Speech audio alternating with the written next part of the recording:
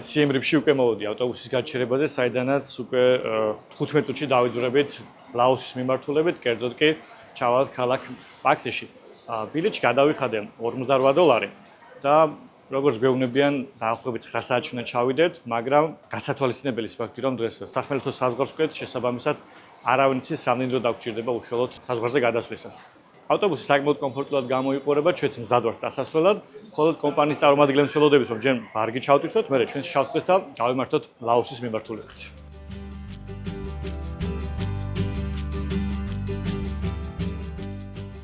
ჩავსხედით ავტობუსში და გავიმართეთ საზღვრისკენ.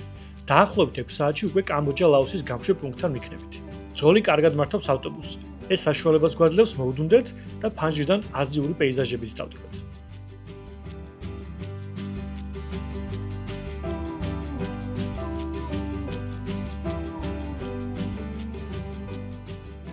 აი უკვე მოგესალმებით ლაოსის საზღვრიდან. ძალიან მარტივად ავიღეთ ვიზა და გეტყვით დეტალებს. როდესაც კამბოჯიდან გადმოვედით, საჭირო იყო ქონოდა ფოტოსურათი დაბეჭდილი. შევოსეთ ფორმა, რომელიც ავტობუსშივე დაგვირიგეს. იყო ორი სახის ფორმა, ერთი იყო ვიზის უშუალოდ, მეორე გირიგდება შესვლის და გასვლის ფორმა. შესასვლელში ტოვებ შესვლის ფორმას, ხოლო გასასვლელი უნდა შევინახოთ და როდესაც ქვეყანას დავტოვებთ, უკვე მაშინ წარვადგინოთ საზღვარზე. ვიზის ღირებულება არის $40. ნაღდიან გაშორებთან გადაიხადოთ ხოლოდ, მოკლედ გადავიხადეთ, ჩაგვირთყეს ვიზა და უკვე ველოდებით სხვა ტურისტებს, რომ დავბრუნდეთ ავტობუსში და ჩავიდეთ ჩვენი დანიშნულების ადგილას.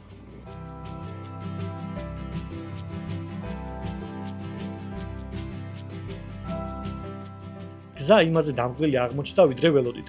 ბოლო მონაკვეთი განსაკუთრებით გაიწელა. ერთი სული გვაქვს, როდის ჩავალთ და დავბინავდებით სასტუმროში.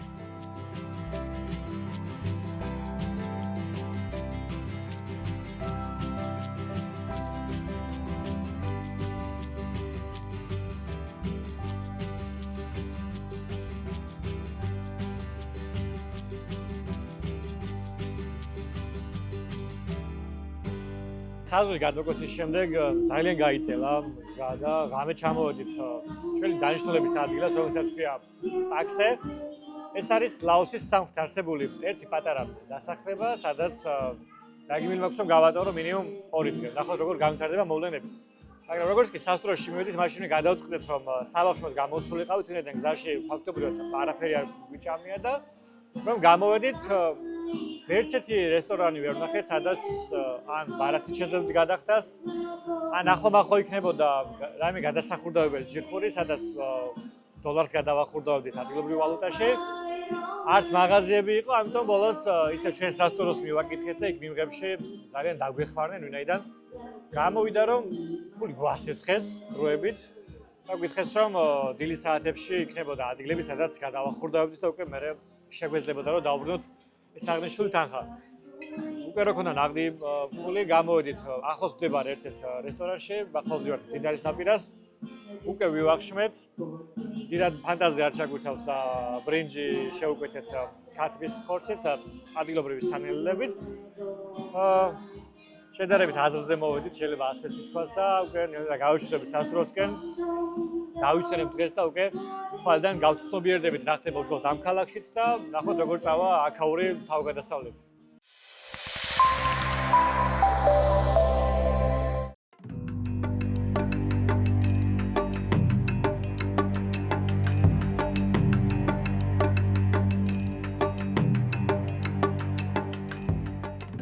ქალაქი პაქსი არის ჩამპასაკის პროვინციის დედაქალაქი და ალბათ არა მარტო ამ რეგიონში, ზოგადად სამხრეთ ლაოსში ყველაზე გამორჩეული ქალაქი, რის გამოც ჩამოვდი აქ.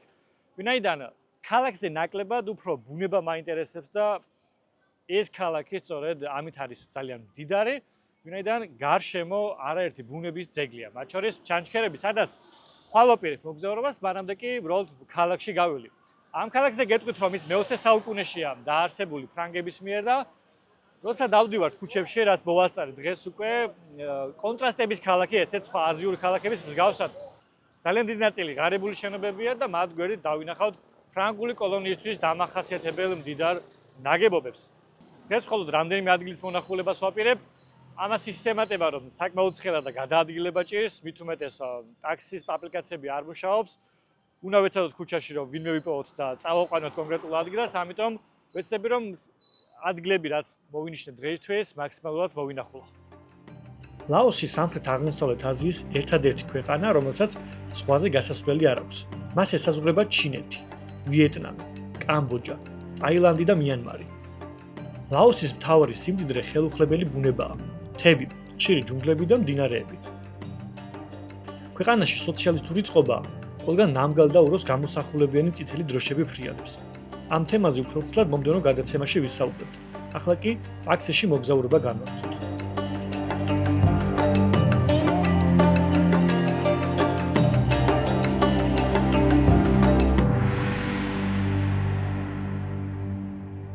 აი დადგა ის დღე, როდესაც დაგვჭირდა ბანკომატის გამოყენება აზიაში.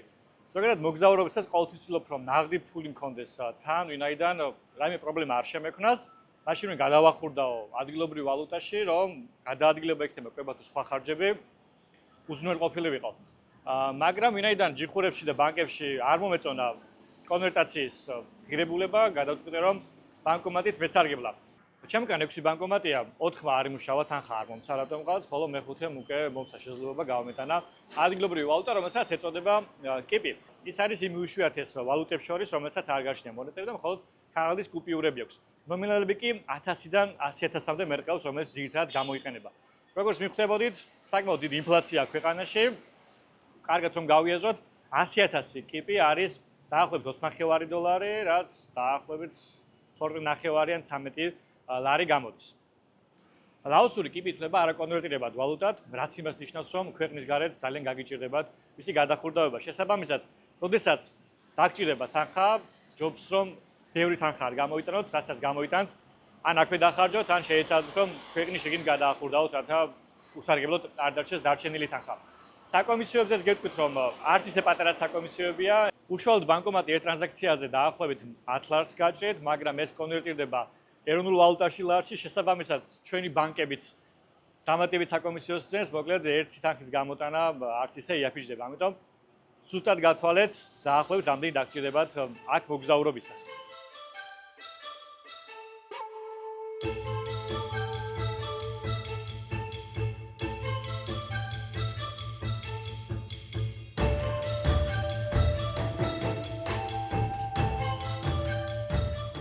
პირველი ღირსშესანიშნაობის მონახულებამდე გადავწყვიტე ადგილობრივ ბაზარში შემევლო. ჩემმა ერთგულმა მაყურებელმა კარგად იცით. აზიაში მოგზაურობისას ამ შანსს არასდროს უშვებ ხელიდან. თუმცა ეს ბაზარი დიდად არაფრით აღმოჩნდა გამორჩეული. ამიტომ დიდხანს არ დაუყოვნებულ ვარ. იქვე მაღაზიაშიც შევიჭრიდე. ბაზრისგან განსხვავებით იქაურობა სუფთა და მოწესრიგებული დახვდა. თუმცა დახლებზე იმდენად უცხო პროდუქცია ეწყო, სიმართლე გითხრათ ვერც კი გავერკვიეთ რა იყო. ბაზრის შესასვლელთან ტუკტუკები შევამჩნიე. ძღოლს ფაზზე შევუთანხმდი და ჩვენი დანიშნულების ადგილისკენ გავეშურები.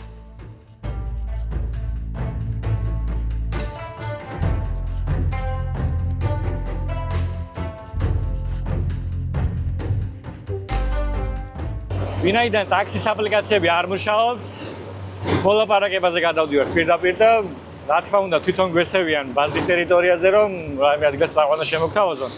მე ერთი ადგილის მონახულება მინდოდა, რაც უშუალოდ ქალაქში არის, ეს არის ვატლუანგის ტაძარი. ამიტომ ყველან მარტივად მოველაპარაკეთ, დავსხედით და ახლა მივემართებით ამ ტაძრისკენ. ყველან კარგად მორთულია, საინტერესოდ გაკეთებულია და რა თქმა უნდა ესეც გამოცდილებაა, რომ ერთი არ როდესაც კი ბატონო უსაფრთხოება და აპლიკაციით მოძრაობ ქალაქში, მაგრამ ადგილობრივთან ესე შესვლა კონტაქტში ყოველთვის სასიამოვნოა ხოლმე. ესეც საინტერესო თავგადასავლის ნაწილია.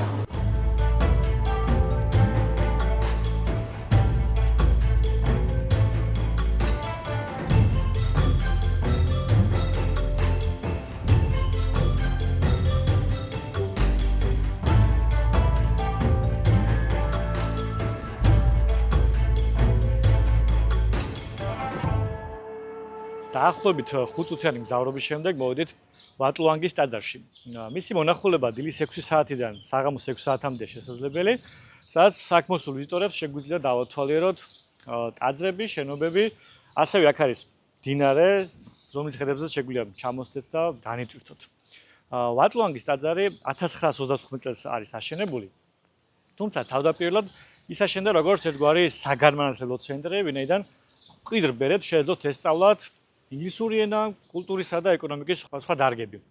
უშუალოდ პაქსეში 20 ტაძარია, რომელთაგან ვატლუანგი არის ყველაზე დიდი და ამასთან უნიშნელოვანესი ტაძარი. როგორც ფართობით, ისე მნიშვნელობით. ახლა ტაძრის ტერიტორიაზე ვიმყოფები, შემოსვლა უფასოა, ბევრი ადამიანი არ ჩანს, მგონი ჩვენ ვართ მარტო ტურისტები დღეს და ძალიან კარგია ასე შვიდ გარემოში დავათვალიეროთ ეს ლამაზი ტაძარი.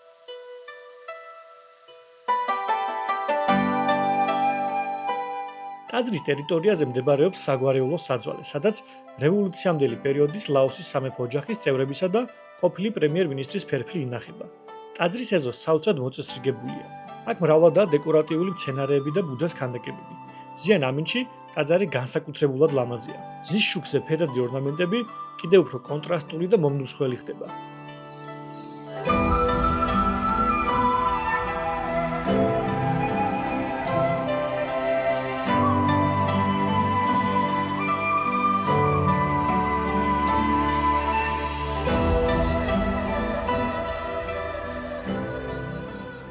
ტაძრის ტერიტორიაზე არაერთი ნაგებობაა, მაგრამ მათ შორის ყველაზე მნიშვნელოვანი არის ეს, ვინაიდან აქ არის დიდი ოქროსფერი ბუდას ქანდაკება, რომელიც არის დედამიწის მოწმეს მოწოდების მუდრაში. მთლიანი ეს ნაგებობა გაფორმებულია ნახატებით, სადაც წარმოდგენილია ბუდას ცხოვრების ამსახველი სხვადასხვა მომენტი, რა თქმა უნდა, ულამაზეს ფერებშია ყველაფერი გაფორმებული, რომ დიდრულად წარმოჩინდეს აქ როგორც მომლოცველებისთვის, ასევე ჩვენაირი ადამიანებისთვის, ვინც უბრალოდ დასათვალიერებლად მოვდივარ და ძალიან კარგი აურა და გარემოა. ვინაიდან ბევრი ხალხი არ არის ახლა საერთოდ, გაგვიმართლა კარგ დროს მოვედით და მართლაც რამდენიმე წუთით ჩამოჯდომა, დასვენება განტვირთვა ძალიან კარგია. მის მიუხედავად რომ ბუდიზმთან არანაირი შეხება არ გვაქვს. ადგილობრივების თქმით, ბუდამ თავისი კვალი დატოვა ტაძრის ტერიტორიაზე, რაც საბაბი გახდა ძალიან ბევრი მომლოცველისა მოსულიყო აქ და იმედიტირა ელოცა და ლოცვა აღევლინა ბუდას მიმართ. გუშინდელი დამღლელი მგზავრობისა და აქაური პაპანაკება სიცხის შემდეგ ძალების აღდგენა ნამდვილად გჭირდება. ამიტომ დღეს დავისვენებთ, რომ ხვალ განახლებულ ენერგიით მოვინახულოთ ჩვენი მარშრუტის ყველა დაგეგმილი ადგილი.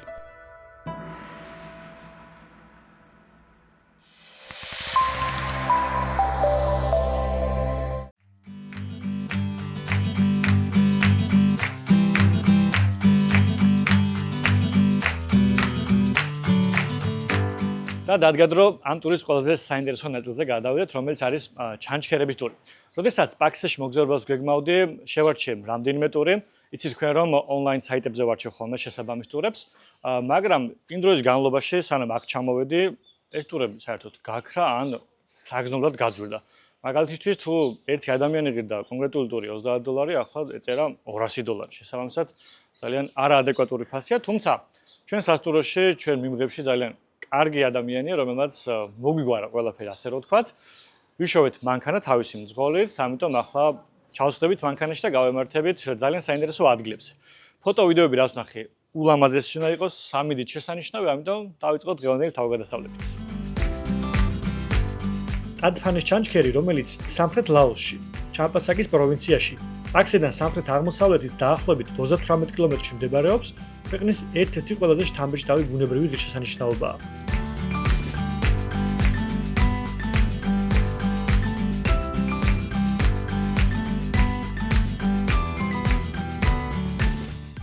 ძალიან კარგ მდგომარეობაშია, დაახლოებით 40 წუთი დაგჭირდა რომ ამ ადგილას მოსულიყავით, სადაც შევიძინეთ შესასვლელი ბილეთი. ერთ ბილეთში გადავიხადე 30,000 იქიფი, რაც დაახლოებით 4 ლარამდეა, ასე უხეშად რომ ვიანგარიშოთ. ახლა გავემართებით შესასვლელისკენ და ვნახავთ ამ ჩანჩქერს. ბევრი სასიარულო არ გვაქვს, რამდენადაც ვიცი და ერთად ვნახოთ.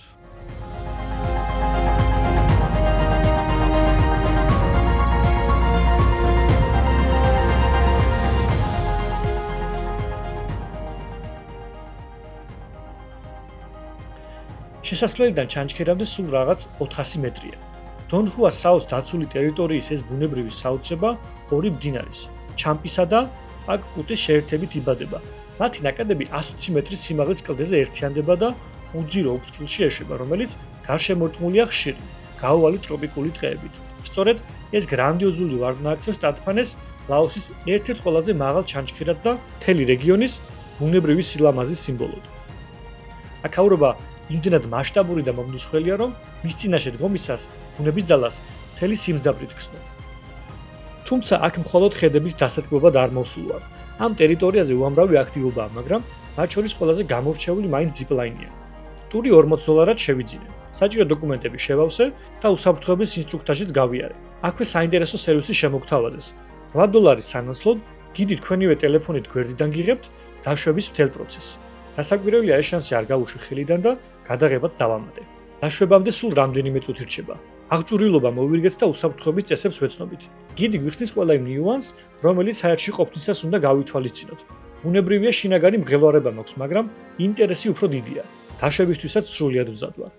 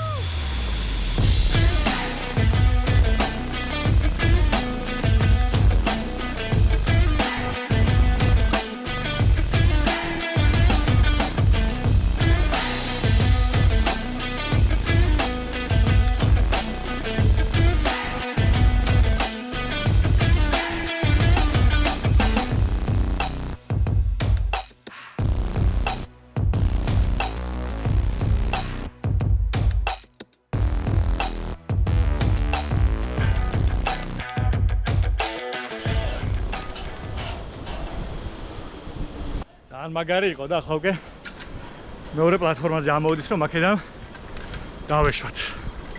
აი ამზადებს ჩემი გიდი, ოკეი? აბა.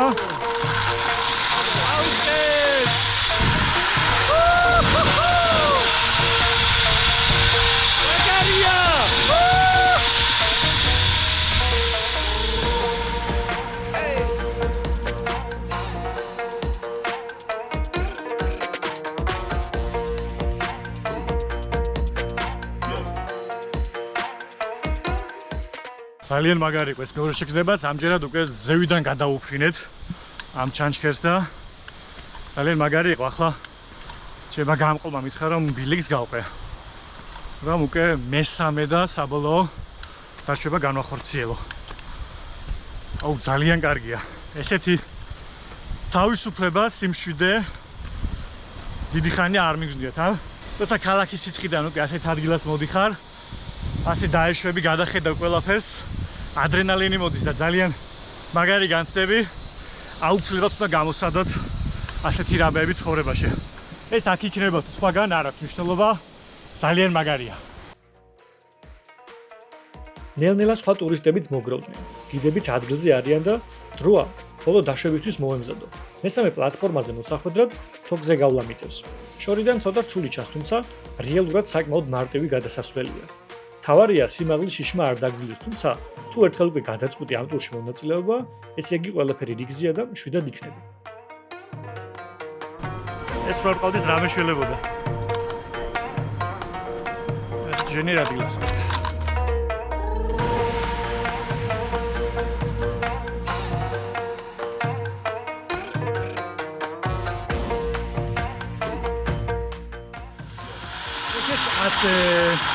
Also what?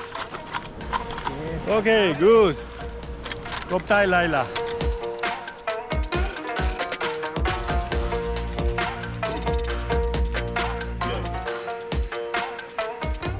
მართლა საოცარი თავგადასავალი იყო.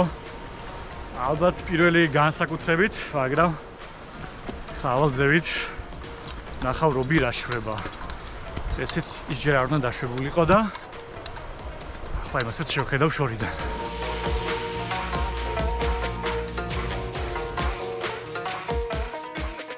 ჩემი ასვლის შემდეგ რობიც დაეშვა, მე კი პლატფორმაზე დავრჩი, რომ ცოტა დამესვენა და ამ ჯადოსნური ხედებით კიდევ ერთხელ დავტკბარიყავი.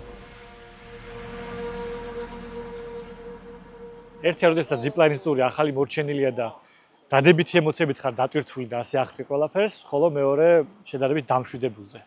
მაგრამ მინდა გითხრათ, რომ გამტვირთვისა და დასვენების შემდეგ არ შემცვლი ეს ემოციები და შეიძლება პირიქით უფრო აღმატებითაც ვარ განწყობილი ამ თავგადასავლის მიმართ, რაც აქ გამოვცადე. გარდა ამისა, შეიძლება აქ მოხვიდეთ და ზიპლაინით არ დაეშვათ, მაგრამ უბრალოდ ჩამოსხდეთ, ყავა, ჩაი ან რაიმე წვენი მიირთვათ და განიწვირთოთ, ვინაიდან გარშემო არის ტროპიკული ტყეები და ამის მიუხედავად ძალიან კარგი სიგრილია. ეს ჩანჩქერი, რომელიც 120 მეტრის სიმაღლისაა და ეშვება ამ საოცარ ხეობაში, კიდევ უფრო საოცარ ბუნებრივ ხმებს გამოსცემს და იმის მიუხედავად, რომ მთავარი გზიდან სულ რაღაც 400 მეტრში ვართ, ესეთი განსამეუფლება თითქოს ველურ ჯუნგლებში ვიყო და აქედან ვკვებოდე ხედებით. მოკლედ ძალიან კარგი იყო ეს ყოველივე და ცოტა ხანი დავისვენებ, მერე გავაგზავნებ ჩემს დღევანდელ თავგადასავლებს.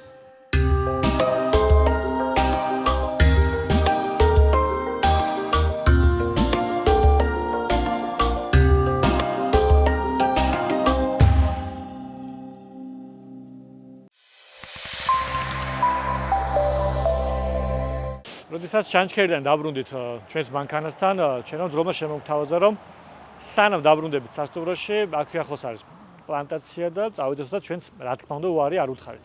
ეს არის ყავისა და ჩაის პლანტაცია, სადაც შემოსვლა უფასოა. შეგვიძლია დავათვალიეროთ და თუ რაიმე მოგვეწონება, მე უკვე შევიძინოთ კიდეც. როგორც ვაკვირდები, მაინც და მაინც დიდი პლანტაცია არ არის. გზის განბოღმა მდებარეობს, რომ ტურისტული დატვირთვა უფრო აქვს, სავარაუდოდ, რომ ადამიანები ვინც აქ მოგზაურობენ, გაეცნონ ამ კულტურას. ჩვენც აქ ვართ და დავიწყოთ შევათვალიეროთ ერთად. ეს პლანტაცია მართლაც პატარაა და უფრო საექსკურსიო სივრცეს გავს, ვიდრე მასშტაბურ პლანტაციას. თუმცა, თუ გაინტერესებთ როგორ ხარობს ყავა, რა ჯიშები არსებობს და როგორ მუშავდება მარცვლები, აქ აუცილებლად უნდა შეიაროთ. ადგილი ისეთი კომპაქტურია, რომ სულ რაღაც 10-15 წუთში ყველაფრის დათვალიერებასა და ფოტოების გადაღებასაც მოასწრებთ.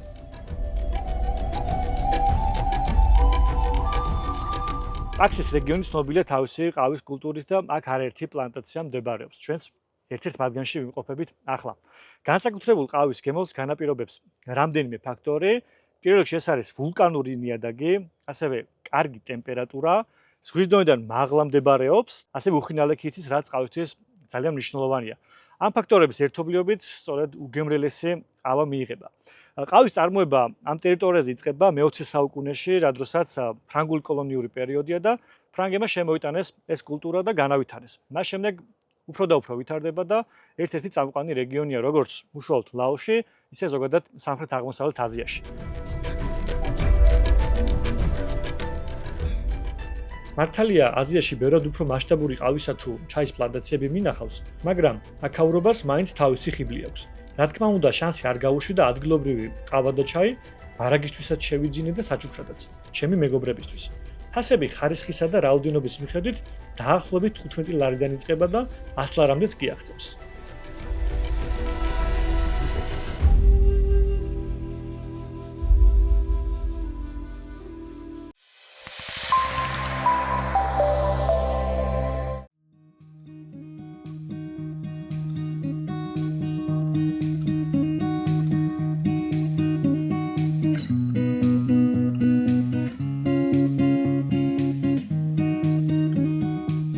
სანამ სასტუმროში დავბრუნდებით, კიდევ ერთი ჩანჩქერის მონახულება გეგმაში. ადგილზევე შევიძინე ბილეთი, აქაც 30000 ღირდა ერთი შესასვლელი ბილეთი. რა თქმა უნდა, ნაღდიან გასწორებით გადავიხადე და ჩავდივარ ახლა ჩანჩქერის მიმართულებით.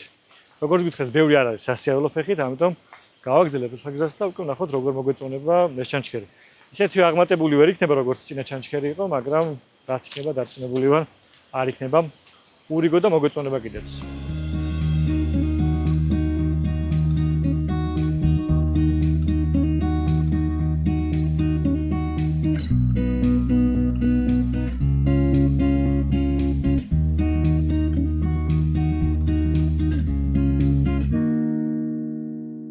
აქ ერთი ხიდია, რომლის მეშვეობითაც გადავდივარ და გაგვიმართლა ახლა რომ წყალუხობა არ არის და არ არის დაფარული ეს ხიდი, ვინაიდან რამდენიმე ფოტო ვიდეო ნახე, სადაც ძალიან გადაფარული იყო ეს ხიდი და ხალხს უწევდა რომ გადაელახა ეს მდინარე თოკების საშუალებით.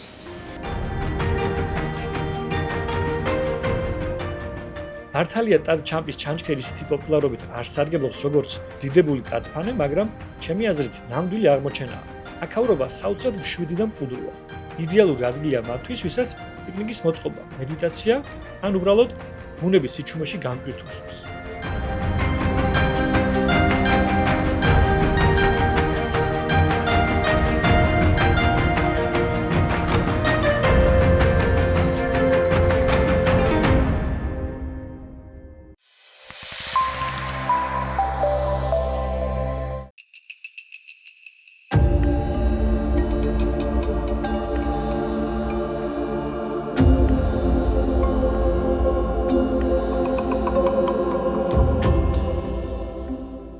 ჩანჩქერის მონახულების შემდეგ დავბრუნდით სასტუმროში. ცოტა დავისვენეთ და დაღამებამდე კიდევ ერთ ადგილს მოვინახულებთ პაქსეში, საიდანაც ზის ჩასვლის ხედებით დავტკბებით.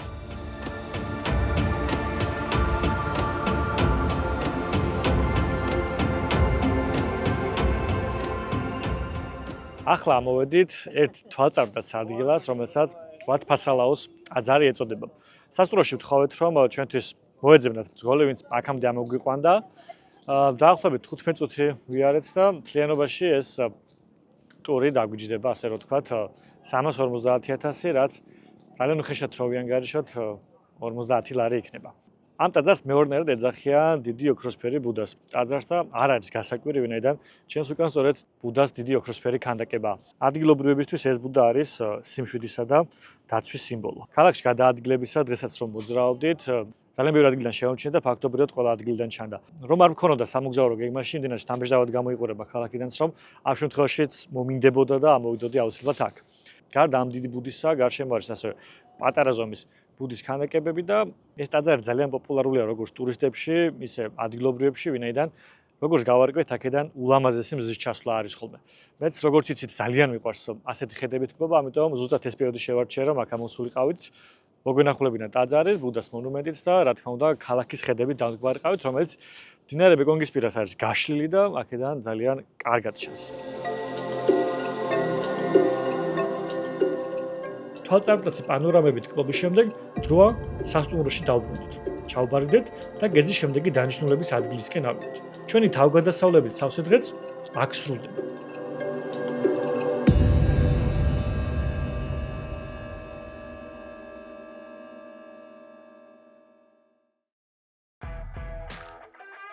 შემდეგ გადაცემაში ტაძრებისა და კონტრასტების ქალაქს, ლაოსის დედაქალაქ ვიენტიანეს შემოვიდით. დაგველოდეთ, არ გამოტოვოთ მორიგი აღმოსავლური თავგადასავალი.